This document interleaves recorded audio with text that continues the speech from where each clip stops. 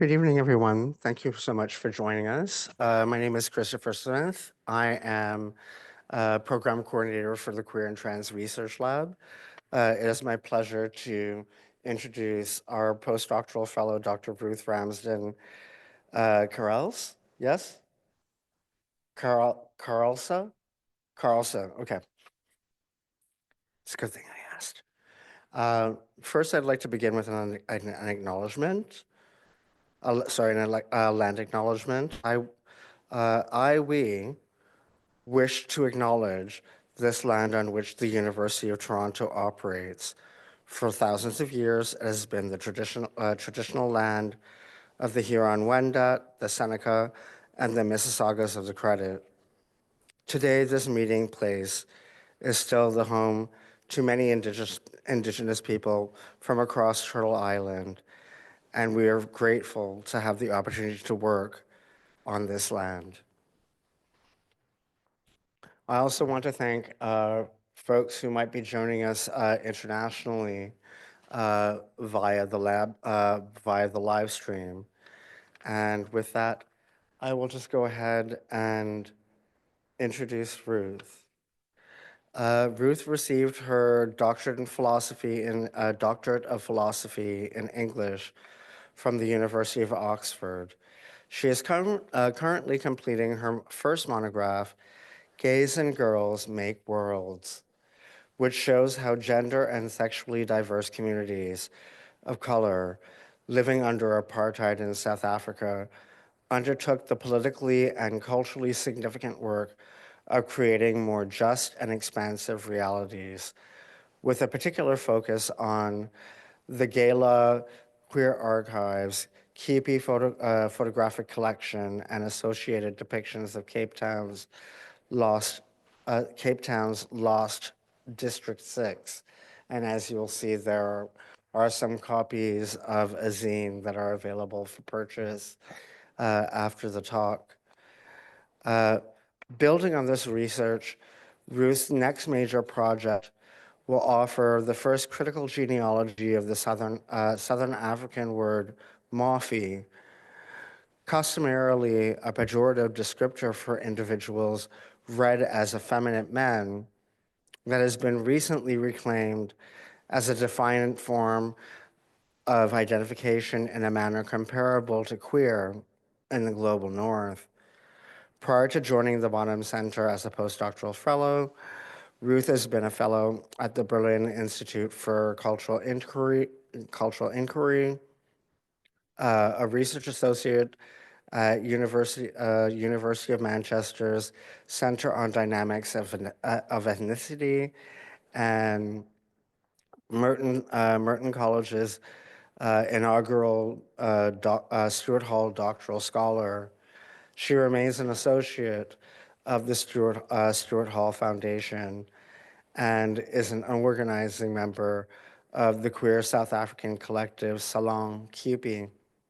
Her writing has appeared in publications including GLQ, a Journal of Lesbian and Gay Studies, Gender, Place, and Culture, and has been awarded a prize by the Queer African Studies Association. And so without further ado, let's give a round of applause to Dr. Karelse.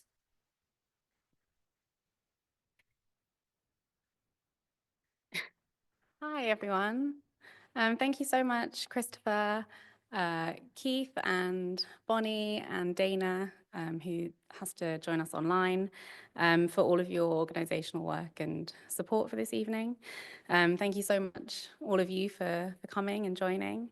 As we're all very well aware, we're living through pretty horrifying times at the moment, and so I'm particularly grateful for this fellowship and for the forms of community that it makes possible, and to have the opportunity to share this space with you all this evening and think about how those who've come before us have always done the work of refusing and resisting and reimagining, and how we can better honor their legacies. So tonight I'm going to be speaking about some research for the book that I'm currently writing that Christopher mentioned.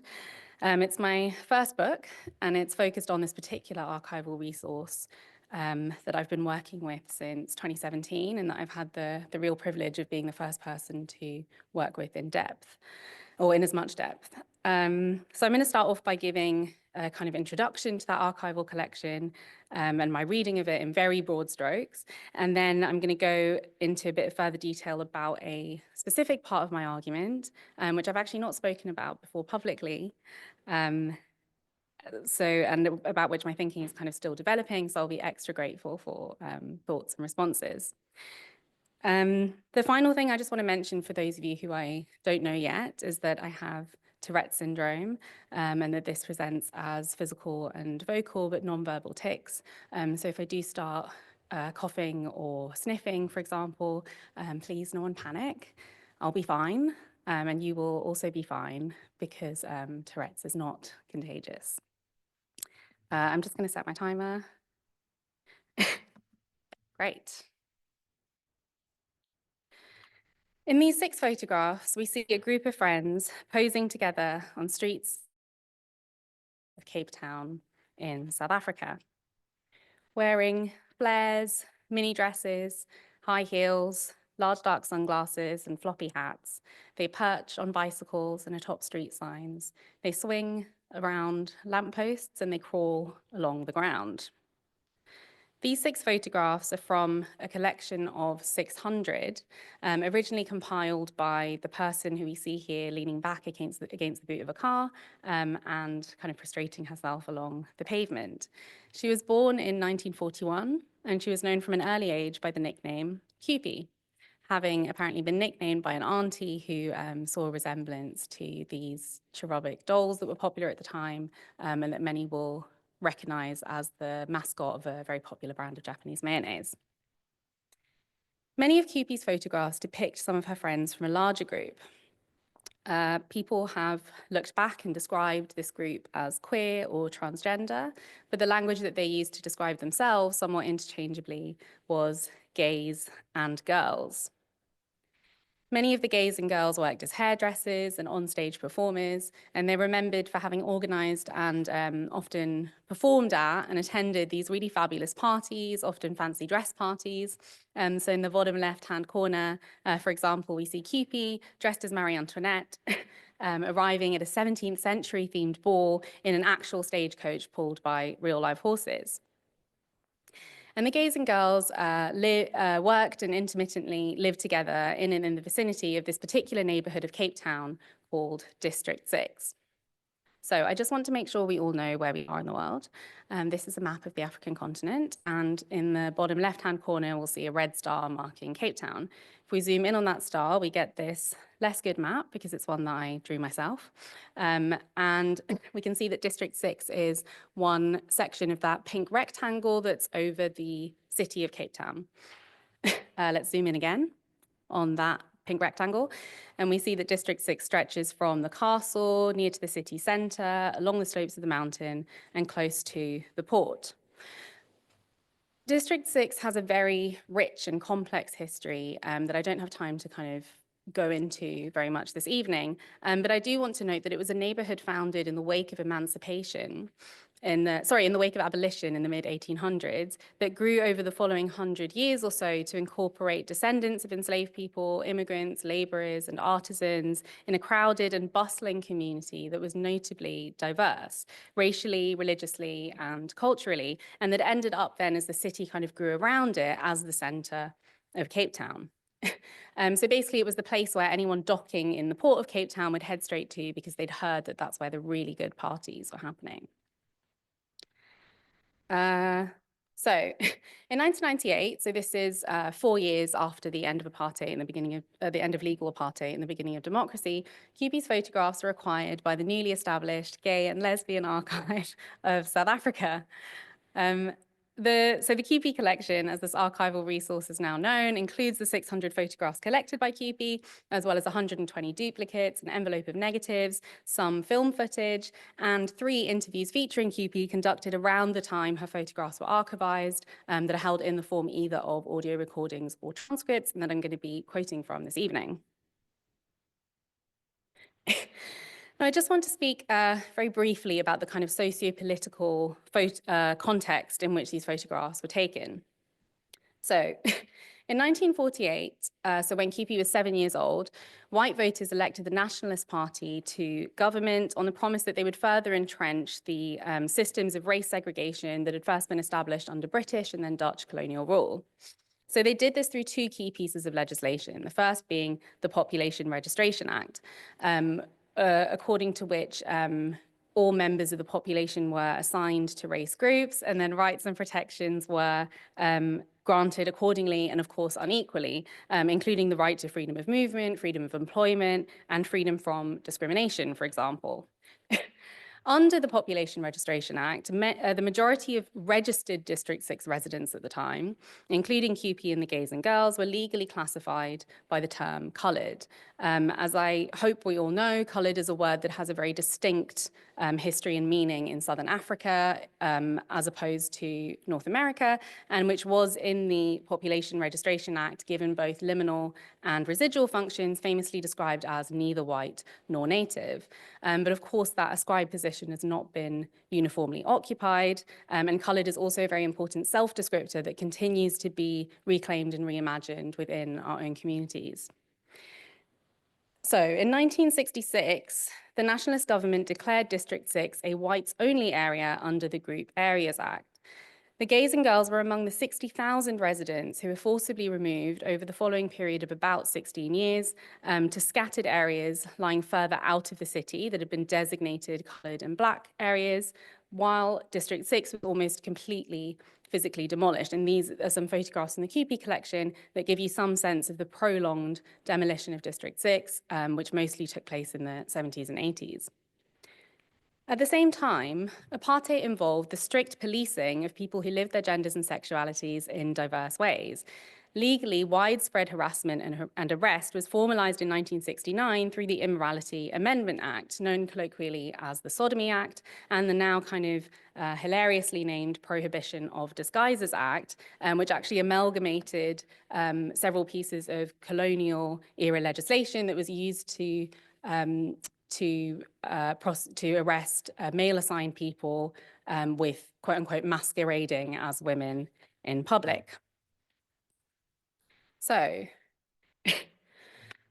those who encounter the Kewpie collection are tasked with reconciling the apparent disconnect between the context that I've just been trying to give some indication of, on the one hand, and on the other, what we see in the photographs themselves. And thus far, the vast majority have done so by attributing the forms of freedom and safety and togetherness that we see in these photographs to specific characteristics of this neighborhood in and in the vicinity of which the girls lived and worked, District 6. Now, there's many reasons for this, but the key thing that I want to note is that District 6 has, since its destruction, come to be remembered and discursively reconstituted as a centre of diverse integration, cultural creativity, and political defiance. So, in keeping with this narrative, the first cultural text to feature Kewpie in her photographs, this documentary film directed and produced by Jack Lewis and released non-commercially in 2000, tells us that Kewpie's lovingly preserved collection of snapshots show that gay life in District 6 was open and out, an accepted part of this racially and religiously diverse community. 20 years later, the first public exhibition of 100 photographs from the Kewpie collection, which took place in 2018 and 2019, similarly stated, the photographs show that District 6 was a place where same-sex relationships and gender nonconformity were largely accepted and people could express themselves openly, and that they demonstrate the extent of integration of queer people into the broader District 6 community. In scholarship, the Kewpie collection has been similarly described, typically kind of in passing, as a rich archive of documentary evidence attesting to the integration of Moffies within the wider community, and as evidence that queer men could walk freely along Hanover Street or any other, that within District 6, queer life was able to prosper. That documentary film, depicting Kewpie in her photographs, has been cited as evidence of thriving Moffie life, that gay life flourished, and that District 6 was a queer space that allowed for a multiplicity of alternative lives.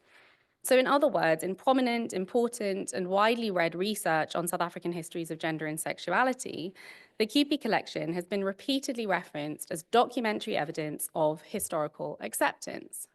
I don't have time to fully go into the quite complex reasons for this reading that we see across all these different kinds of texts and my critique of it, but I do want to very briefly note two things. First, this reading of the Kewpie collection as evidence of historical acceptance of gays is troubled by the collection as a whole, from which there emerges a much more complicated picture, a picture of gays and girls carving out livable lives in often inhospitable contexts, as they were routinely subjected to forms of homophobic and misogynistic violence that were so routine as to be almost mundane. Second, and this is a key thrust of my own argument, readings of the Kewpie collection as evidence of gays' historical acceptance undervalue the collection's political and cultural importance. So in my work, I instead read the Kewpie collection as representative of a theory, practice of world making.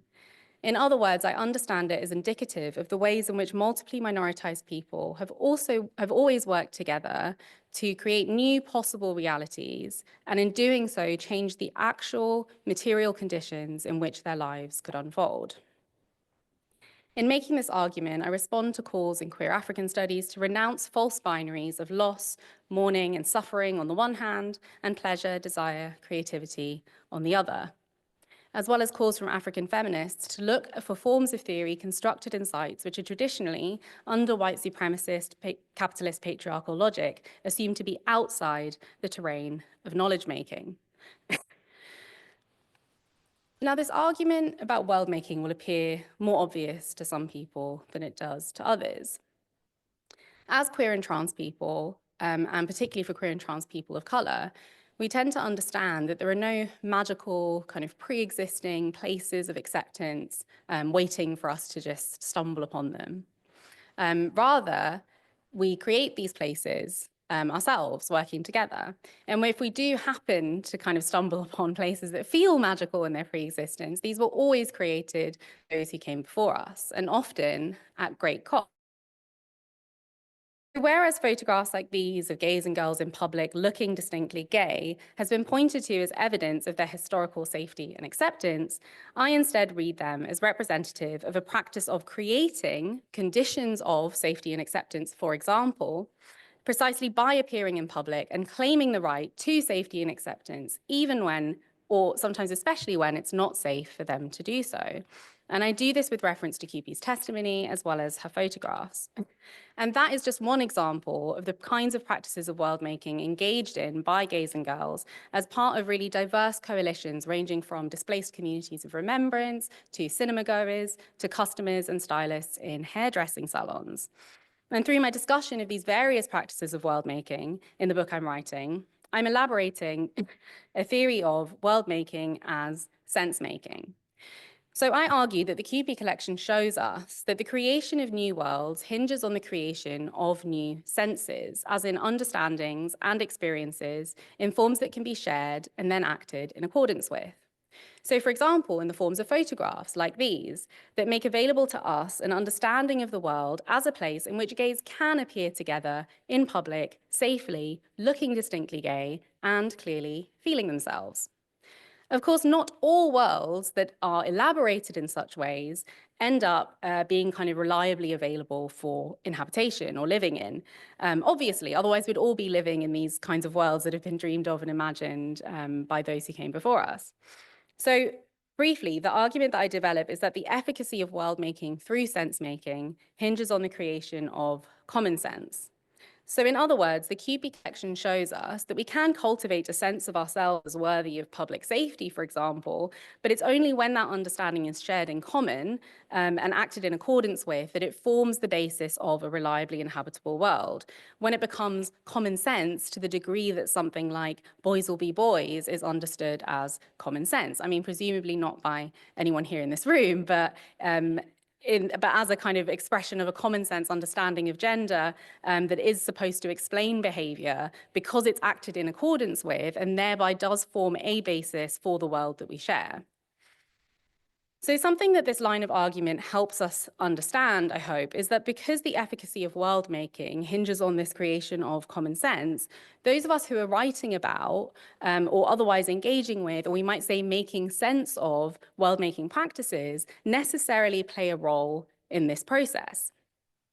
So when we use our common sense to understand photographs like these as kind of amateur snapshots showing life as it was, for example, snapshots whose creative and political value has perhaps been de-emphasized given their creation by poor gay people of color, we fail to honor the emergent senses that they instead make available to us.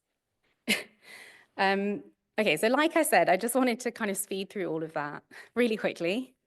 But to flesh it all out a bit, I'm going to spend the rest of this lecture speaking about another example of a practice of world making as sense making. This will involve sketching one of the untold parts of the story of District 6's gays and girls regarding the role that they played during the 1950s and 1960s in the flourishing of the defiant musical style and defiant musical style and movement that would later be marketed as cave jazz.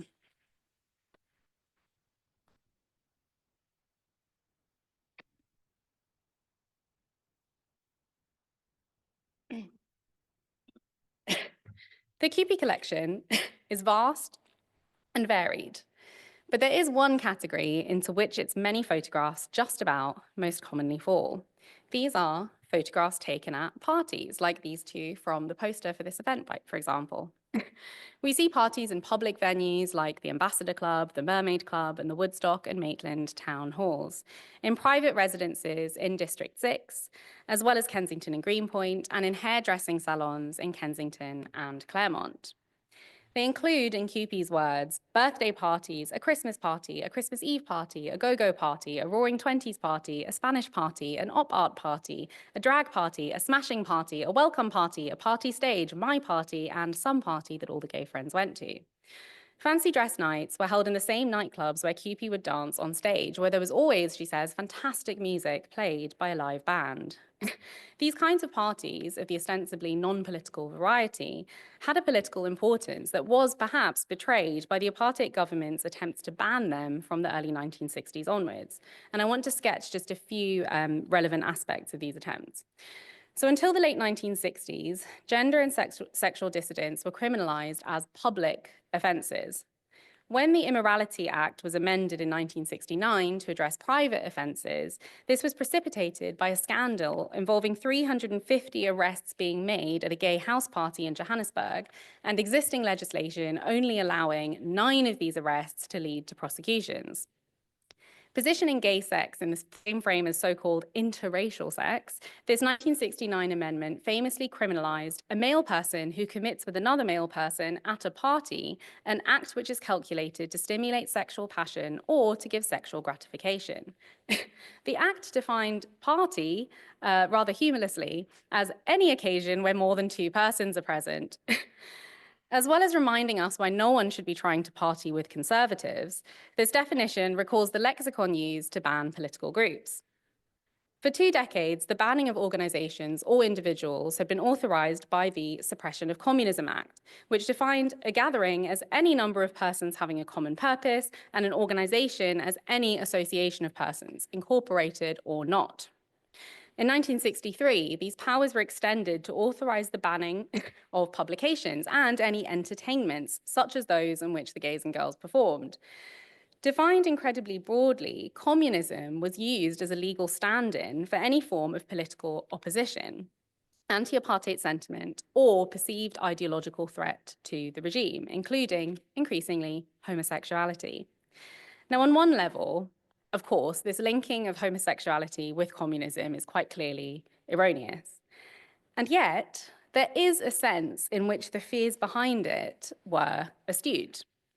These fears were about the corrupting influence of the idea that there are fulfilling and beautiful ways of being together outside of Calvinist prescribed or Christian morally sanctioned heterosexual family relationships. These fears were of the knowledge, as Audre Lorde put it in another context, that such satisfaction is possible and does not have to be called marriage, nor God, nor an afterlife.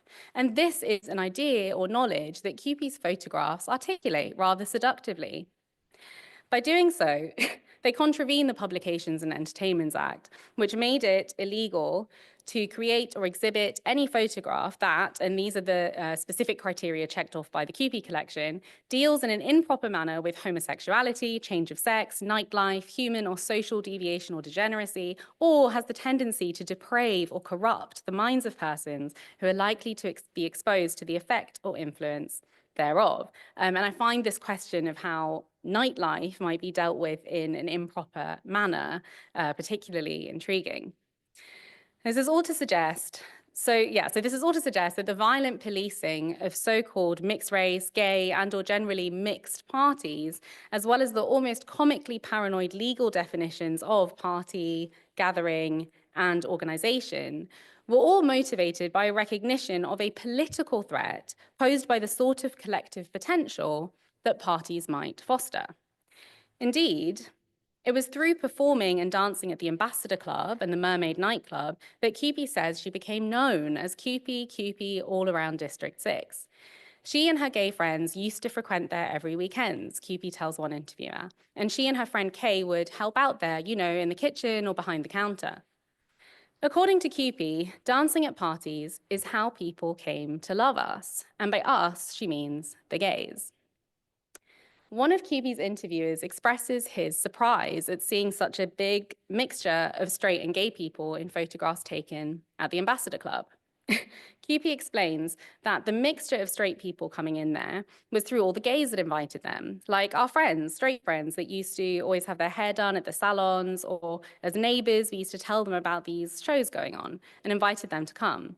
Then they would rush, husband and wife, two sisters maybe, their grandmother and the grandfather. Well, they pay for their tickets to come in and they enjoy themselves right up to 5 o'clock in the morning. It was fantastic parties, lovely, lovely parties.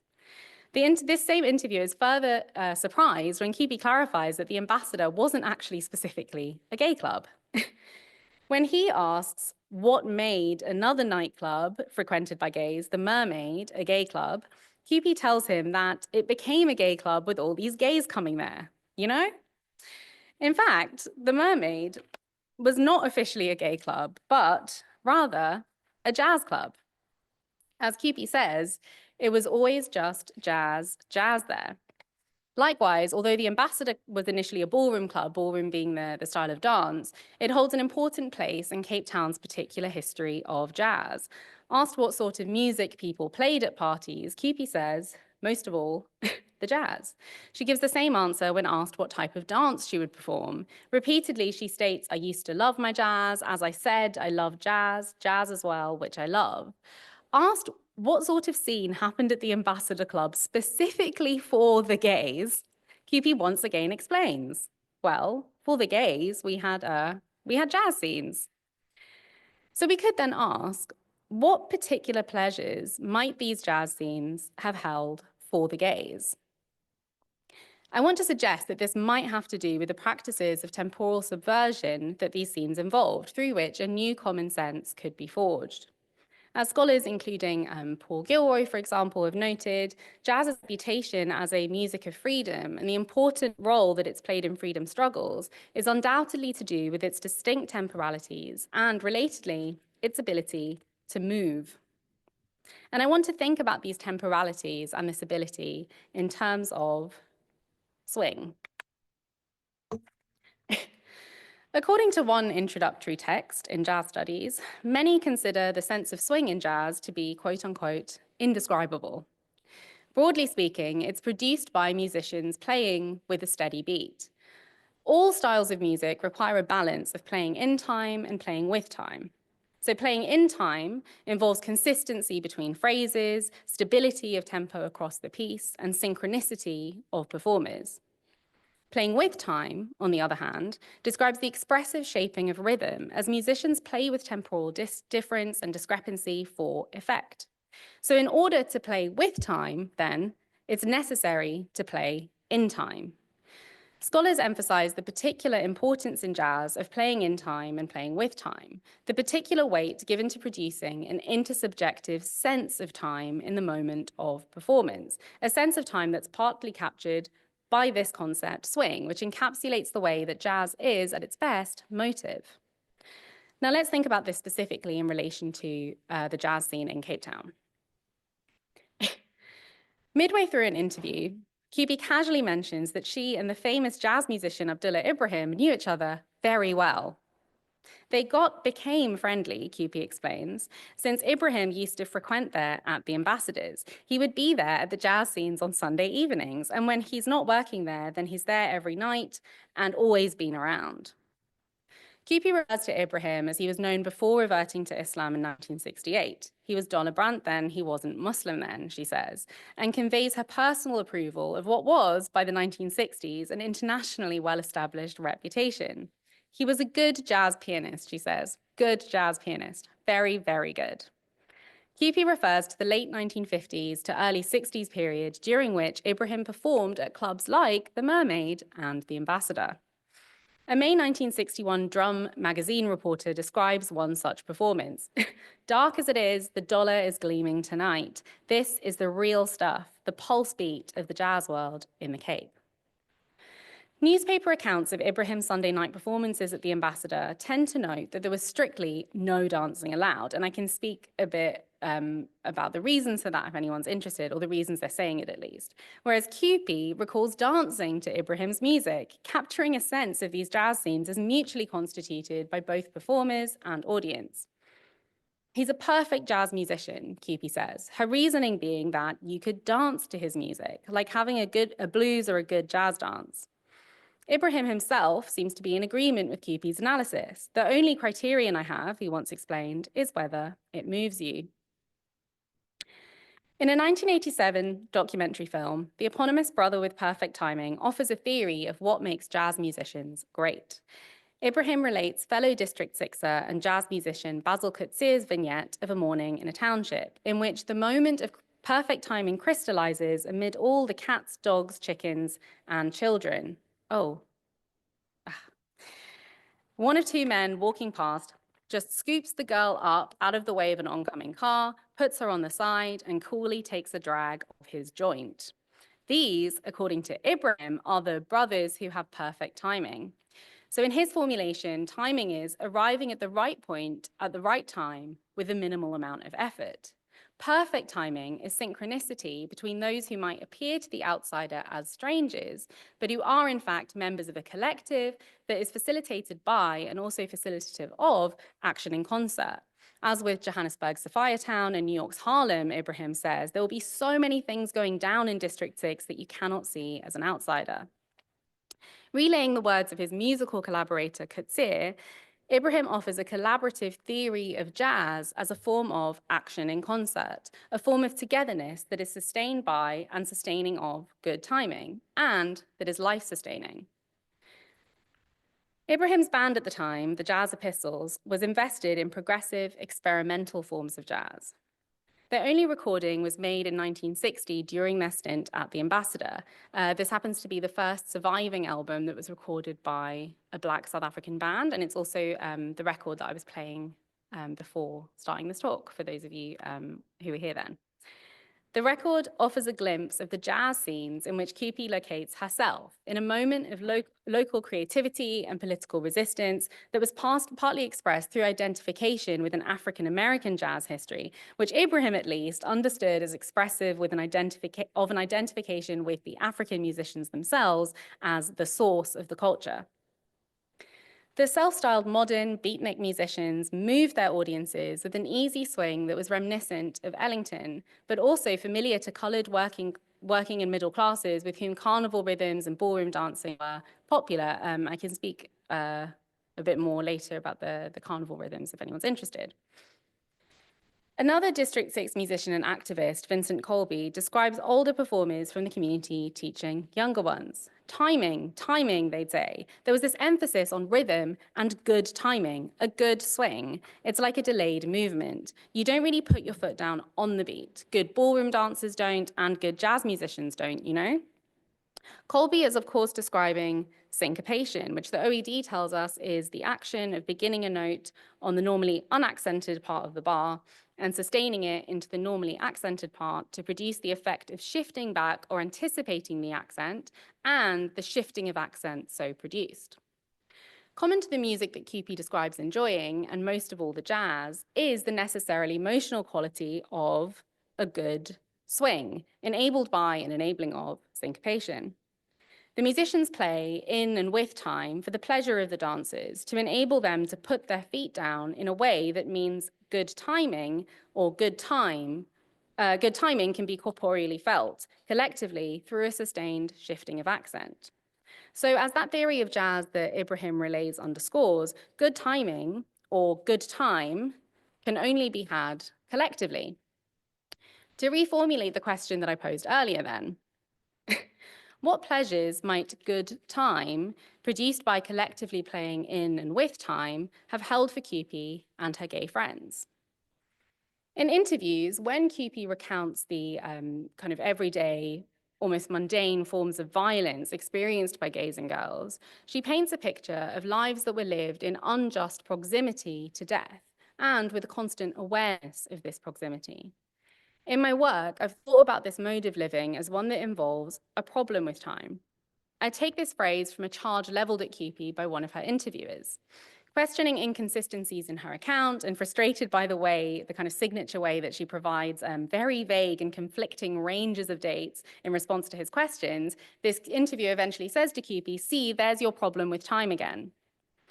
There's a lot more to be said about what it might mean to have a problem with time, but for now, I just want to note that the phrase then takes on a kind of additional significance heard in the context of the interview as a whole, in which Kewpie attests to the problem of being unable to comfortably assume continued existence in future time because of the persistent curtailment of gay life, because of the frequent premature deaths of her gay friends, as well as the experience of being pushed around, as Kewpie puts it, or repeatedly subjected to interpersonal forced movement that functioned as a reminder of the likely curtailment of gays' continued movement through time.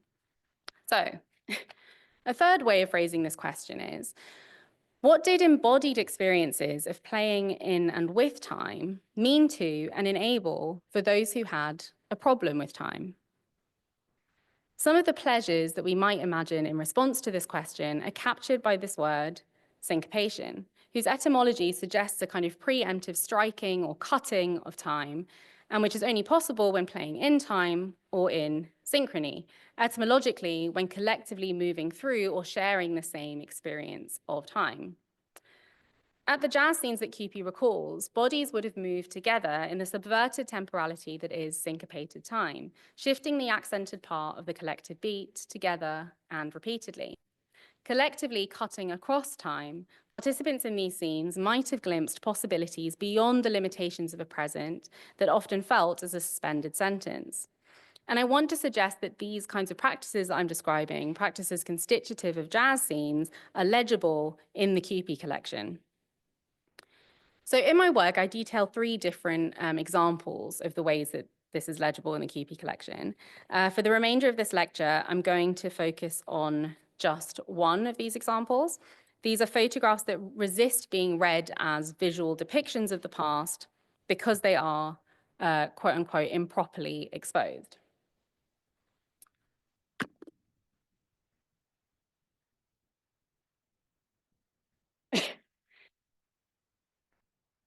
These kinds of improperly exposed photographs represent just a fraction of the images that are getting lost in the Kewpie collection's ongoing digital circulation because they fit less easily with the visual logics through which it has been granted the status of archive.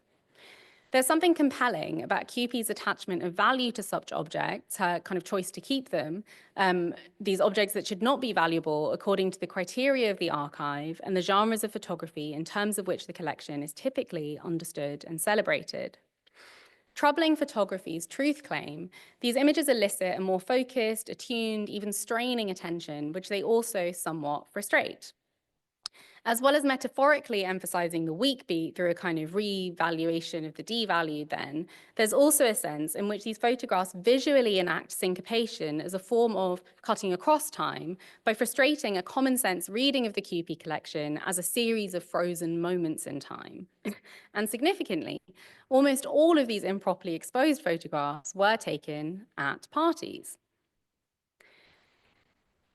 So these two are from a series taken at a party held in a friend's home. They show only partly exposed frames, the bright white portion sectioned off by a vivid yellow-orange line. The size and style of these and other photographs from the series suggest that, like the few amateur negatives archived with the collection, they were taken on a Kodak Instamatic camera. This was the first camera to be launched on a worldwide basis in 1963, and then facilitated a boom in amateur photography that results in this almost globally recognizable, kind of very distinctive style of image. This sort of partial image typically results from film being advanced either too far or not far enough. But the Instamatic camera was so named for its original film advance mechanism, facilitated by 126 film, which featured only one perforation per frame and an internal sensing pin that would fall into place once the film was manually advanced to the next frame using a lever in the case of early models. Which is all to say, it should not have been possible for frames to overlap. Indeed, there are no other photographs from this party, nor any other photographs in the collection showing this kind of frame overlap, which might then indicate a kind of problem with the mechanism of the camera itself. However, it was possible to capture more frames than the 126 film roll allowed for by exposing the film before advancing it to the first perforation and or after advancing it past the final perforation. The two images in question depict the same party, and the placement of the blank portion of each, one to the left and one to the right, suggests that they were captured at the beginning and the end of the film roll, where the emulsion begins and ends, indicated by that yellow bleed mid-frame. These photographs depict a practice of playing with time by refusing the assigned speed of the camera, which is enabled by playing in time or the synchronicity of subjects and photographers' collaborative gesture, including the pressure applied by the photographer's finger before or after the anticipated click of the film advance mechanism, and which then produces an effect of cutting across time that is, in this case, visual. Captured at the margins, these images suggest how syncopation can enact collective refusal of the state of being subjected to the relentless rhythms of straight time, to instead demarcate a space of possibility. So the jazz movement that I've been talking about in kind of late 1950s, early 60s Cape Town has been discussed as subsisting in the form of recollections and primarily recordings, like this one, to which we might listen to discern something of the scenes of which they represent fragments. And these records retain the embodied and emotional qualities of swing. So in other words, although a sound recording from a jazz scene cannot reproduce the common sense that might have been forged there, it does, for example, index the syncopation that engenders a sense of swing that was experienced in common.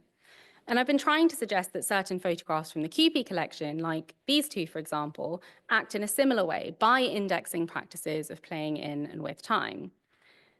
And of course, the way that we might listen to a jazz recording differs from the ways in which the Kewpie collection has been typically engaged.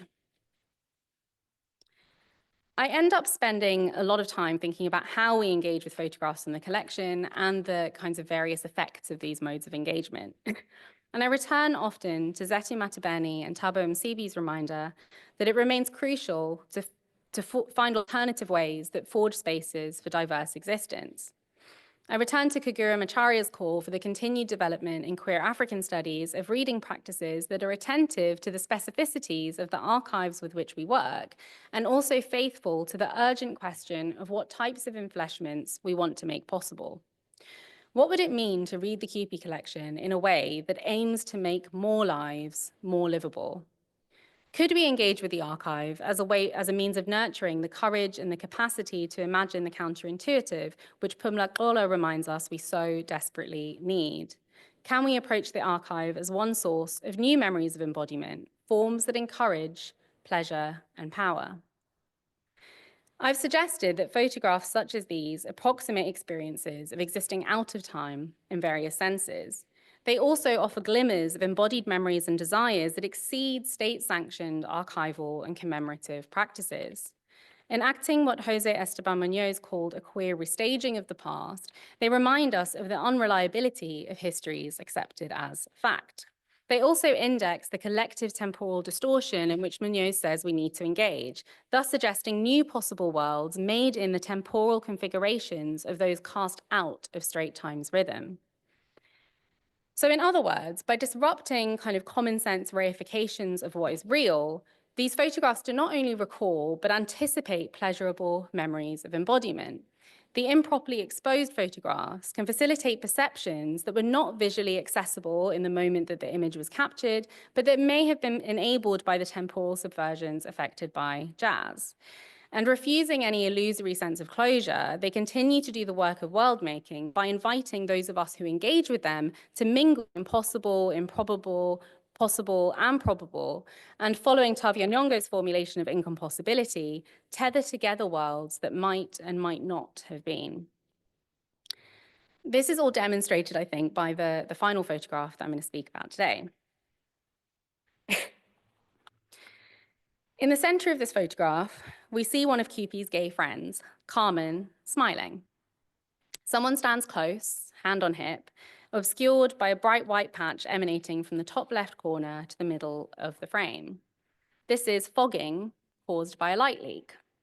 The film has been multiply exposed, meaning highlights are washed out and details from one image appear in the shadows of another. Against a dark doorway, a hand, cigarette between two fingers, is thrown into relief, along with a flounce of gingham, perhaps the hem of a skirt, and a smaller, beckoning hand. Perpendicular to one extended arm is another, ending in a hand in which it looks like a glass might be propped. Above Carmen, edges of a white feather emerge from the fog. Objects' dimensions and placement and the amalgamation of shape and texture suggest uncertain and fantastic relations. A brandy or wine bottle hovers mid-air, an apparition apparently unseen by Carmen, who I think stands against a tall, large bricked wall in Rutger Street. From an adjusted perspective, Carmen is nestled in the crook of an arm, supported by another. Though disembodied, these arms' placements suggest pleasurable forms of embodiment. They might belong to the same person or two people standing face to face, gesticulating as they converse over music or dance, as seen in this photograph, for example. Perhaps one arm belongs to Kewpie, whose presence is implied by the edges of that ghostly feather, reminiscent of the costume she wore the night she dressed as Marie Antoinette. This photograph represents forms of multiplicity that were perhaps made to feel possible by jazz's driving rhythms and dissonances, by the establishment of regular time through its subverting anticipation, and the movement of bodies in expectation and resistance collectively to the same music, when another existence and a new set of relations might have felt not only possible, but inevitable, since they would have seemed to logically unfold from a newly experienced present. The practice of drawing together precedents, evoking distinct histories, that's a hallmark of improvisation within and against constraints, itself a defining element of jazz, is here visually articulated. This photograph brings into visibility an improvisatory tradition that attempts to forge new ways of playing together in and with time, and thus anticipates forms of collective existence that are presently impossible. Engaging in this kind of way with Kewpie's photographs in general would shift our emphasis from photography's truth claim, or its production of sense as in understanding, to its production of sense as affect, and its use to make possible new understandings of embodiment and new realities. In other words, to foreground photography's capacity for making new worlds via those of us who engage with the photographs, and to take seriously the ways in which common sense, as the basis for worlds that we share, is something that is felt. In the Kewpie collection, photographs such as these have been construed as almost utopian, taken up as evidence that gays could thrive, that gay life was open and out, and that gays could express themselves openly. But what they depict is actually what should count as basic demands. They show gays and girls appearing in public, in daylight, together, looking like themselves. Yet in this world we live in, demands for equity, dignity, safety, and association for multiply minoritized people, basic though these demands might be, frequently get ridiculed as idealistic, impractical fantasies. And this can make it difficult to persistently distinguish our longings for our collective survival from desires that are actually utopian, which for me should involve something much more than simply being able to appear together in public. We need to remind ourselves then that it's also important to anticipate being able to imagine the futures that we might only be able to conceive once our survival is no longer a pressing concern. These are futures in which the worlds made by gays and girls in photographs such as these can be sustained beyond the ephemeral scenes of their creation. And I want to end by suggesting that in the meantime, using our currently inadequate senses as intermediaries, we might try to engage with the currently impossible possibilities suggested by photographs like this one, which anticipates forms of collective existence that cannot fully come into visibility within present terms. It suggests the possibility of multiplicity beyond present constraints, the multiplicity of the incommensurate, forms of care and togetherness that we perhaps cannot yet imagine, and the freedom to be embodied in ways that are variously visible and opaque, unbound and held, changeable and insistently fixed. Thank you.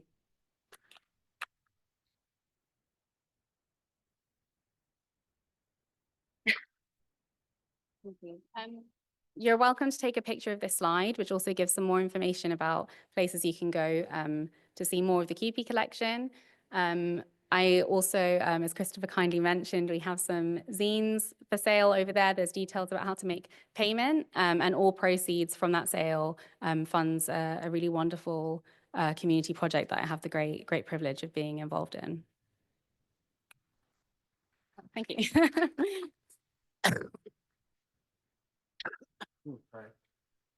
Thank you so much for such a beautiful lecture. We are fortunate to have roughly about 30 minutes for questions, conversation, dialogue, and so for those of us who are joining us through the live stream, if you can post your comments in the Q&A, and what I'll do is I will kind of alternate between the real and the virtual. And so for now, in the real, well, no, it's all real. And for now, are there any questions from our audience, our in-person audience?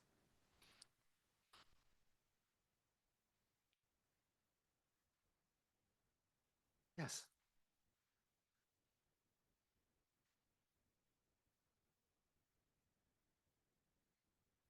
In your work with the archive and so on, do you get any sense? I mean, Kewpie could have self-selected or self-censored pictures. The pictures. I'm trying to think of in her mind the amalgamation of her love for jazz, her love for her community, and then these photos as well. Bringing that all together and in the context of her thought process and so on. Is there any sense? It doesn't seem like she could have those ones, the photos that are half, I'll call them developed or so. She could have discarded those if she wanted, but she didn't because she had some type of attachment to the content or the person or that could have been driven by her love of jazz, by the love of the person, by the context in which the picture was taken. Any sense of in the archive that reveals that sort of thought process or that sort of selection process from her standpoint? Thanks so much. Yeah, it's a really great question, one that I spend a lot of time thinking about, of course. Yeah, I find it's a really, I mean, there's a lot to be said about it. It's really interesting thinking about Kewpie's choice to not only keep photos like those kind of improperly exposed ones, but also her choice to have them developed in the first place, which was a huge expense. People who write about kind of family albums from District 6 tend to note that there tends to be maybe like 1 or 2 photos taken at a single occasion because it was really expensive to film was expensive, it was expensive to have the photos developed. But in the Kewpie collection, we see there's like huge series of photos, you know, like the in color ones that I showed on the streets and pavements, that's from a series of 16. There's one party where there's like 32, there's a series of like 28 on like one afternoon. So we do get a sense that there's like a very real investment in the act of photographing and being photographed and keeping these photographs. And that investment is like financial, notably for people who are actually living very precariously. And it can feel like, looking at the Kewpie collection, it can feel like she's just like including everything because it's so like messy in some ways. You know, the photos that tend to be circulated online kind of all fit with a certain logic, but there's all kinds of other photos of Kewpie like passed out drunk on the floor at the end of a party, making out with random people, her boyfriend making out with random people, her like them visiting a friend's grave, like laying flowers at a friend's grave, photos that are out of focus, some passports, some like very haunting passport photos of like an older Kewpie, just like in a photo booth. Photos of like random children and photos that people are giving Kewpie where you can't like quite trace, you know, children just pop up in the Kewpie collection. So it can feel like, oh, she's really like archiving everything. But then there are certain things, like, for example, at this time, the gays and girls are often featured in the popular press. So I quoted Drum magazine at one point. Drum and its sister publication, the Golden City Post, were regularly running these kind of like exposés. It was like very sensationalist reporting that's quite common at the time. We see actually happening in loads of different countries. And Kewpie keeps some of the photographs taken of her by press photographers, but she doesn't keep any of the clippings. And she does keep another newspaper clipping. There's a different newspaper clipping, kind of unrelated, that she keeps. So there is that kind of tension. I think it's too easy to read it as like, oh, she's just keeping everything. But yeah, it's complex. And the final thing I just want to say is also, it's a real, you know, it speaks to kind of urgency with which these archives were set up, and they were kind of scrambling to like document these really important histories in the wake of apartheid, that we don't have thorough records about the way that Kewpie herself kind of kept the photographs. So there's mention of an album, and that album now can't be found. It also maybe speaks to like the understaffing and under-resourcing of our public archives.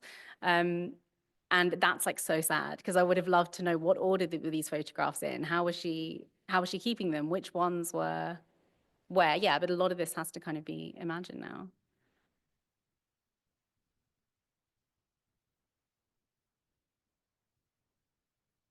We have a question from our audience on the live stream.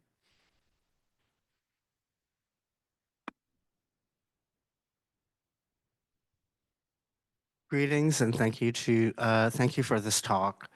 I wonder if you could speculate on how you are deploying jazz over and against recent documentary. Soundtrack to a coup d'etat. I asked this because in the film, jazz almost becomes an aesthetic arm of American empire. That's a provocative question. Yes. Do you need me to Insult. No, I think I've got it. I can't speak really. Thank you for the question. I can't speak to it really because I need to watch this film. But I very much appreciate the recommendation. I'd be really interested to hear what you have to say about it. I'm not sure who you are, kind of like a faceless, nameless question to me. But yeah, I'd be very interested to hear your thoughts on it. But I will have to watch it first before answering, I think. Yeah. But thank you for the recommendation. So I'm like speaking to the laptop as a person. Yeah.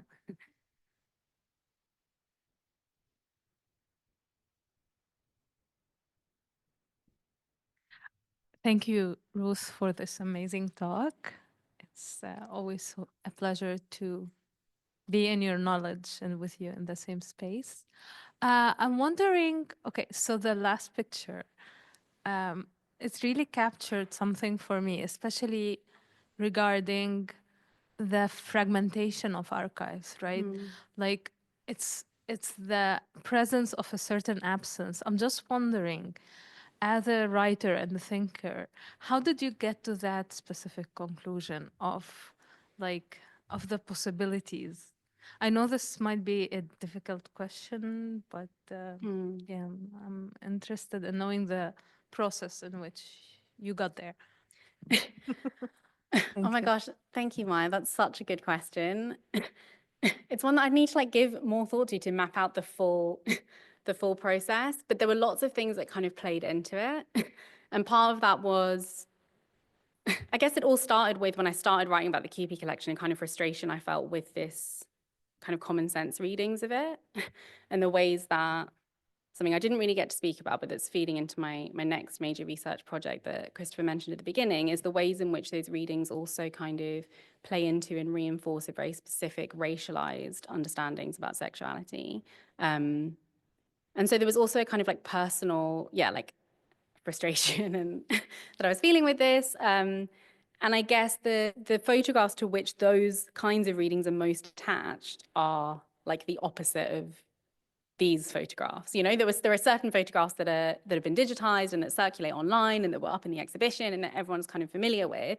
And then when you sit with the actual collection, there are all these other photographs, you know, and I mentioned some of them earlier, the kind of like disrespect, they're like not respect, the photographs that don't align with the kind of version of respectability. But then also photographs like this. So I guess that partly explains maybe why I was being drawn to these photographs. And I was trying to think how they were almost like disrupting or like speaking back to these readings. But, I had other thoughts, but now I didn't write them down and I've lost them. And then there were all kinds of other things like reading. This project is the first time that I've written about photography. My background's in literature. And I was kind of like learning about photography as well as I was thinking with the photographs. And I was writing about this it was during the pandemic, just for context. And I kind of ended up falling down a rabbit hole and thinking about different kinds of photography. And I was looking up the technical terms. I didn't know all these technical terms. And I was trying to figure out how one would understand this photograph. So I was learning about things like exposure, you know, as I was thinking about them. And I read that so these, maybe like lots of people know this, but so for example, the white feather at the top of the frame here, that's an example of what in photography is called a ghost. And I don't know, I couldn't tell you whether like this is linked, but it's the same way that, you know, the genre of spirit photography. So the images where the photographer kind of takes these images and there are people with their deceased loved ones in the images. This is the way they're multiply exposed photographs. And I became really interested in this particular kind of genre of spirit photography where people weren't going and being like, oh, they have a magical way of making my loved one appear, but they were actually taking photographs of themselves and their deceased loved ones. And they were very much aware that the kind of the multiple exposure was, you know, that this was being done on purpose, but these photographs were desired by people because there was a way of engaging with them as kind of representative of like a future that could not yet be accessed, you know, the future when they'd be like rejoined with their loved ones. So I just found that so that's one, I mean, there's so many other, but that's like one example also of a kind of detour I ended up going on that really impacted the way that I was thinking about, like, what does it mean to consciously engage with photographs as a means of like kind of yearning to have, and also because it was like the awareness, you know, a lot of these people believed like the depiction of their loved one in the photograph, that wasn't actually what they'd look like in the afterlife. It was like an intermediary. It was like a stand-in. So what does it mean to engage with these photographs as a stand-in for possibilities that we can't yet fully comprehend? And then this is obviously I was going to say the Marxist in me, but this is just me being Marxist, that we can't yet fully comprehend because of the ways our senses have been dulled and diminished under capitalism. So yeah, those were a few of the the kind of things in the process. Does that kind of answer?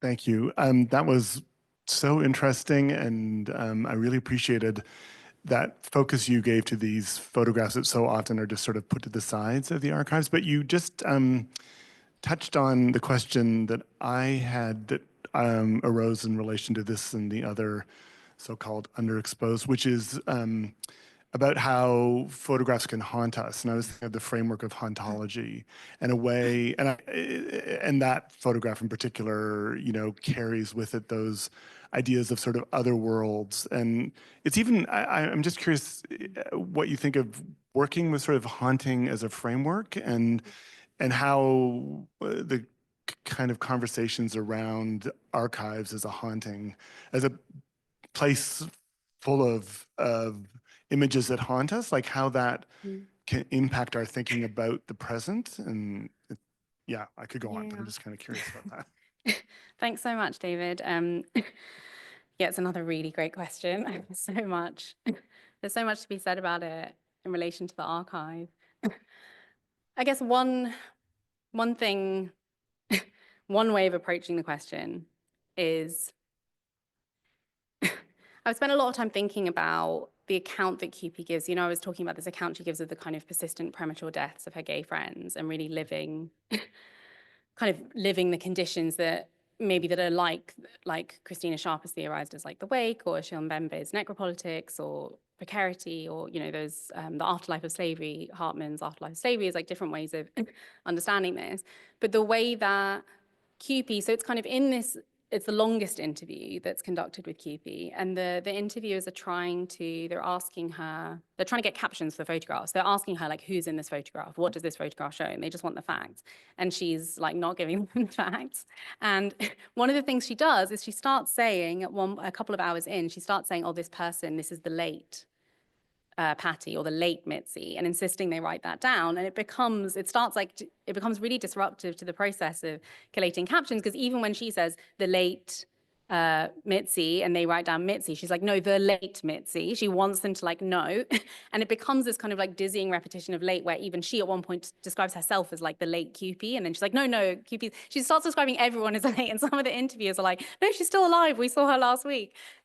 So there's a way that this kind of gives we can understand this as representative of a kind of a lived condition that we can understand as a kind of lateness. So living in, it's almost like Kewpie's like insisting that in this moment of the interview, which is this like, you know, birth of democracy, hopeful moment, she's insisting on waiting for the dead. You know, they're late. You'd almost hear it, like the term almost loses its meaning of like recently of deceased and becomes like they're late. So there's a sense that they're like waiting for people who obviously can't arrive in the moment of interview because they're dead.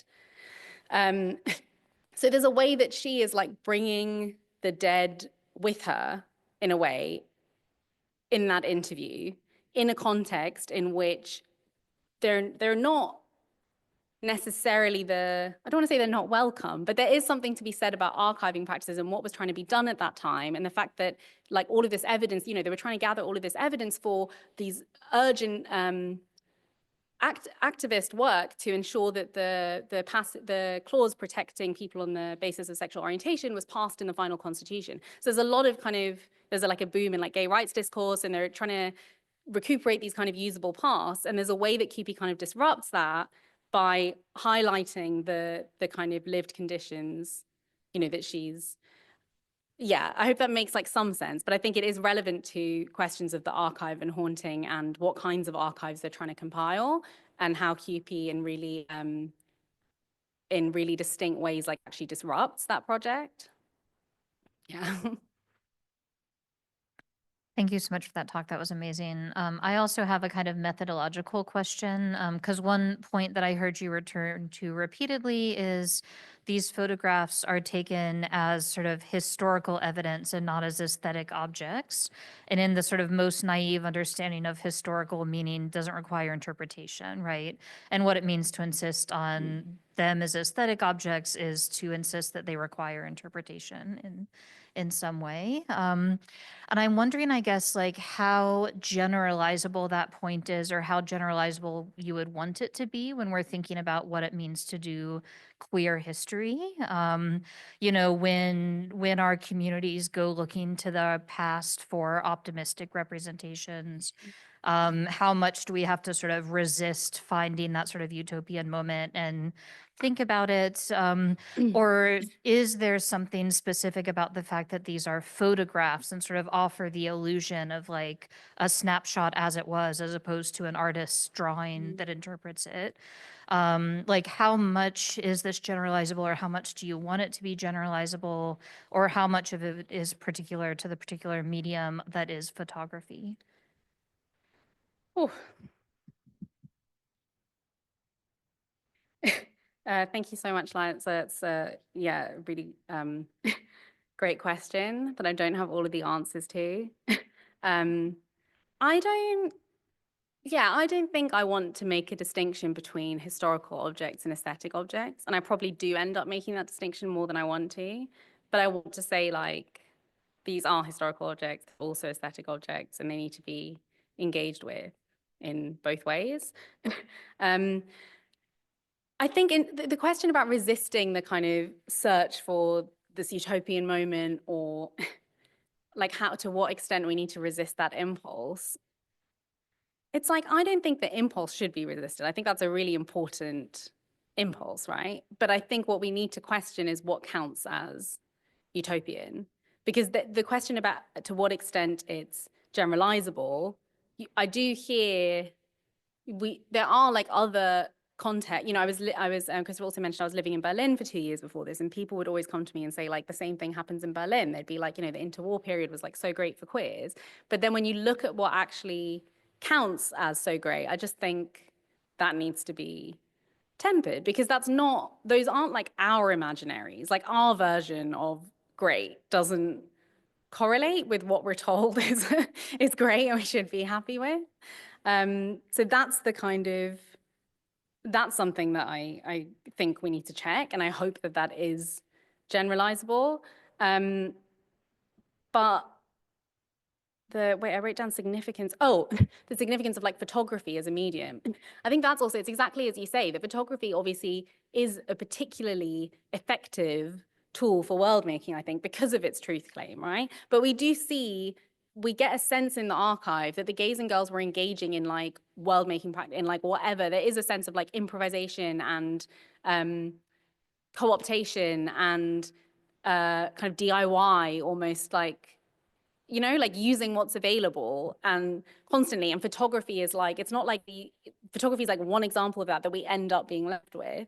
But photography does, I think, have a kind of special, it's suited to world making because of its truth claim, I think. And we see this, like the ways that photographs are used. Maybe now we're like in the age of AI and fake news and whatever, so that's like shifting slightly, but particularly historically. Yeah, but it's something I'm always thinking about. And if people have other examples of, contexts they think this like does apply to, but also not, I'm always like, I really, really appreciate hearing about those.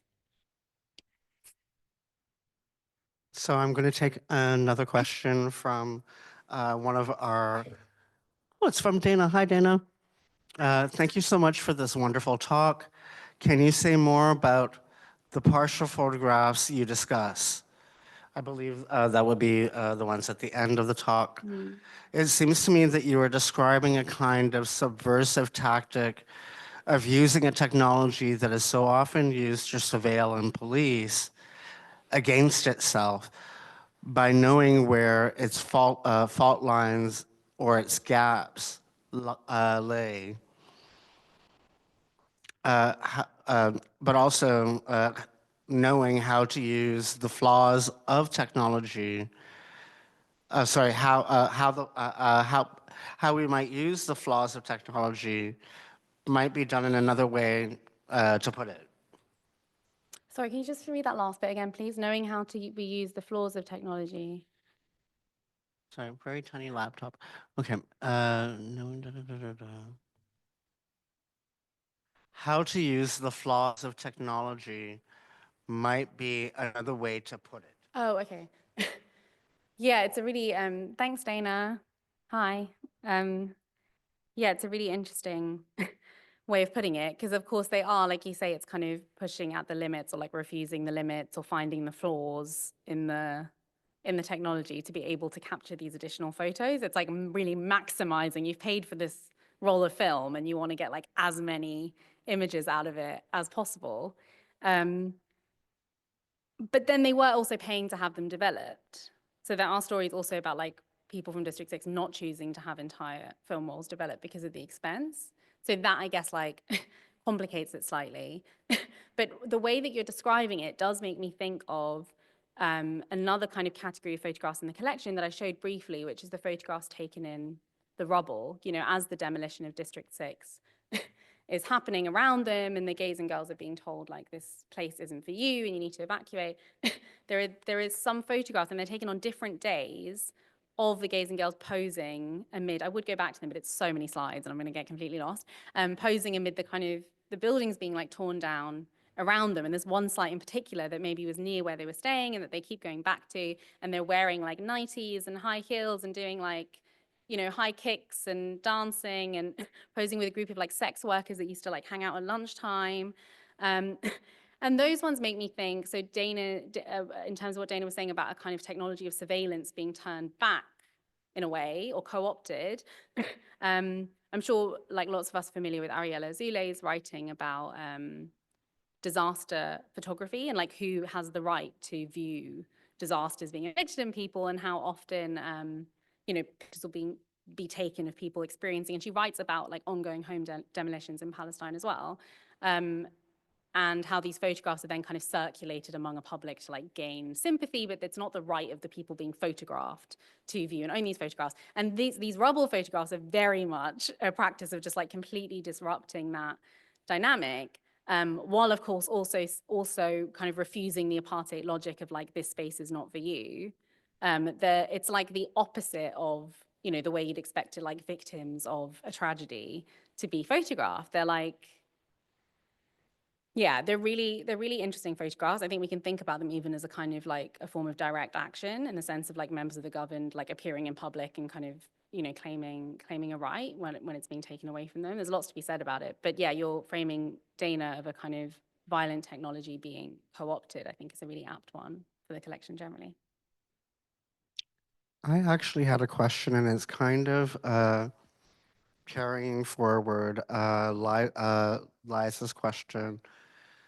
I'm curious because one of the things that I found very lovely and very lush about the photographs that you shared was precisely that, like, they were both documentarian, historical, but they also had an aesthetic motivation. And I'm wondering if you can elaborate on that a little bit more, because I don't know, there's just something so profound about that that also kind of circles to, I guess, our common sense understanding of how we use photography, which obviously differs from our present moment, where you're paying to have these photographs developed, etc. And so you're investing in making sure they look good. Not just capturing, but making sure they look good. And I'm wondering if you could elaborate on that. Yeah, one of the many things, one of the many kind of very remarkable things about the Kewpie collection is that it does include a whole range of different genres of photography. So I've shown a lot of the kind of instamatic photographs that like the amateur photographs, but there are also images taken by press photographers, like I said, by studio photographers, there's a company of street photographers, and then one of those street photographers was actually, Kewpie was friends with his wife and the family, and she'd buy hairdressing products from his wife and would kind of go on family trips and stuff, and he often then photographed the gays and girls. So then there's another kind of genre of photography. It's like professional photography. Like I assume a lot of them are taken by him, and you can kind of tell because it's like a technically better photograph in lots of different ways. And then there are, random photographs that have been given to Kewpie. There's the passport photographs. There's I'm probably missing out loads, but there's so many different genres of photography, and they're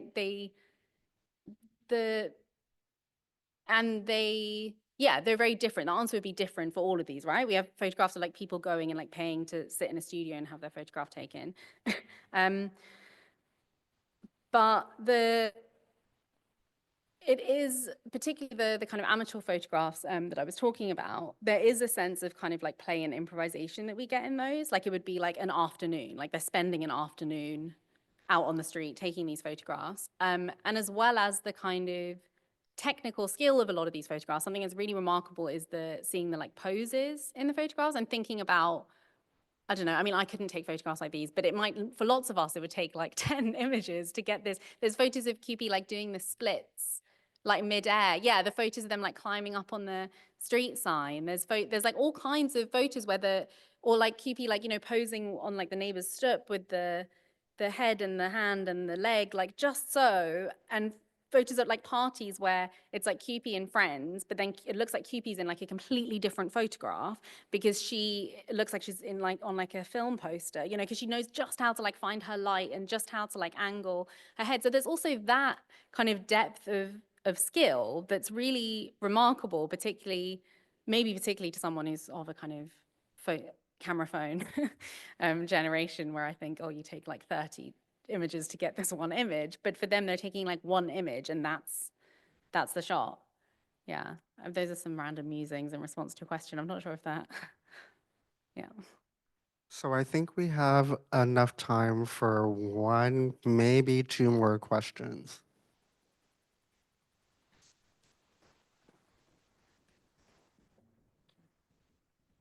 Thank you so much for what you shared with us today. My question for you is A and B. A is, do you have any advice for someone who is interested in documenting or going back into archives and bringing it back to light from specific communities or communities, specifically trans communities in the Middle East, where we lack a lot of documentation? That's the first one. And the second one is, for us now here today, people living here today in this day and age with everything that's happening down south, do you have any recommendation or any advice that you can give to us on how to document or where to put stuff out there for the generations to come to see that we survived this time as well? Thank you so much, Mona. I'm so happy to see you. Yeah, gosh, I mean, they're really important questions, and I'm certainly not the best placed person to answer them. Would love to ask lots of other people and get their answers. But the little advice that I do have in terms of, you mean like you're talking about going into the archive and wanting to kind of find these stories. The first part of the question was about finding these stories in archives. I mean, one of the things I'd say is I'd just emphasize the importance of reading like thoroughly and carefully, like actually spending a lot of time with the materials, because I think there are ways that, for example, so I'm reading the Kewpie collection, like I said, the ways that it had been kind of always mentioned in scholarship before 2020, which was often in passing. It was in people who were writing about other things, but were just kind of pointing to this as evidence for something. You know, when we read something quickly, or when we just like take a quick glance at something, we're always appealing to our own common sense understandings of things to be able to make that reading, right? So I think that's the first thing about how much time deserves to be devoted to these actually like really complicated materials. I'm very, very lucky that I've been able to spend so long working with it. And of course, that's not like I'm saying, oh yeah, spend loads of time, like get funding, just get loads of funding so you can spend loads of time with these materials. And the other thing that I think is the other bit of advice that comes to mind is thinking about like finding the kind of the like current inheritors of the legacies in some way, and making sure you're speaking with people in the community as well. I think that's really important. Like, you know, for some of us, obviously it might be that you are a member of the community that you're going and looking for precedent of, but I think having those conversations with the community and thinking about how to interpret these materials as a community, I think is like so important, because that's kind of also the opposite of what had been done with the Kewpie collection, I think, with those readings that I'm wanting to contest. And then in terms of how to document, like whenever we do a Selling Kewpie event, we always end up like being like, everyone document everything, send it to the archive. And then sometimes I think, oh, Gala, I don't know if they want me to tell everyone to send all their materials. But, you know, it is really remarkable that the Kewpie collection, that we have this massive archive. It's really substantial. And particularly for someone who is being like displaced repeatedly and living not a kind of stable, exactly, not a stable, who was being kind of made unstable, living precariously. It's incredibly remarkable that we have this archive, and there are a lot of things that came together that allowed that to happen, and it really does sometimes feel like just luck, like we're so lucky to have this. So that I would say, just like keep documenting, and hopefully the archives don't mind me telling you to send the stuff their way. Yeah. And that's partly also what we've been trying to do with the work of Salon Kewpie and with this zine that we also have in there, for example. I was very lucky to do an interview with my colleague Cece with Kewpie's surviving sister, Mrs. Hansby, who shared some of her memories of Kewpie that are in that zine, and think about some of the members of the generation who've recently passed and capturing some of their stories about their own lives. Yeah, and that's, I think, sorry, that's the last thing I want to say. Interview people who, like the elders in our community, going and conducting interviews. And yeah, sometimes archives also have funding available actually for you to, you know, for your like travel to the interview or for the transcription of the interview or something. So I think just capturing those stories is like so important. That's, yeah. Thank you so much, Ruth. On behalf of the Mark Bonham Center for Sexual Diversity Studies and the Queer and Trans Research Lab, thank you for such a wonderful and informative lecture. Let's give Ruth one big round of applause again. And everyone have yourselves a very good evening. Thank you. Thank you so much, Christopher. Thank you so much, everyone.